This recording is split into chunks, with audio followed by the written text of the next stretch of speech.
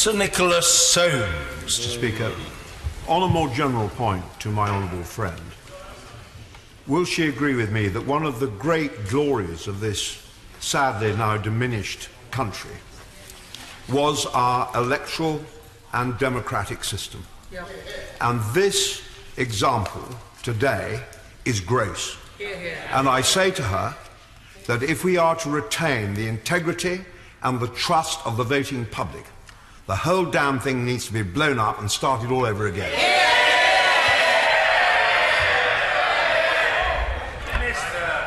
Mr. Speaker, I understand the seriousness of that point, and the points made earlier by the right honourable gentleman, which were similar. But what I would just note is that the rules we are looking at in this report that's in front of us today are rules that comprise our democracy. Our democracy comprises of having such rules, amongst some other very important principles, but essentially our democracy is underpinned by the having of such rules. That the rules were broken means that the system is in fact working, that we have a regulator that is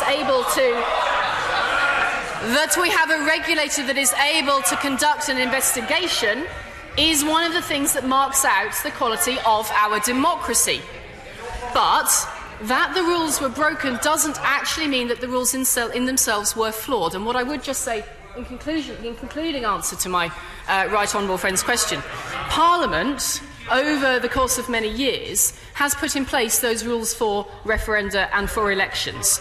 What my right honourable friend asked for was a wholesale reform, if I heard him correctly, of all of those rules. That is a very large undertaking indeed, and it is something that goes wider than the report we have in front of us here today. I would note there are other ongoing investigations as well, Mr. Speaker, for example, such as by the Information Commissioner, and that ought to be looked at in the round by Parliament.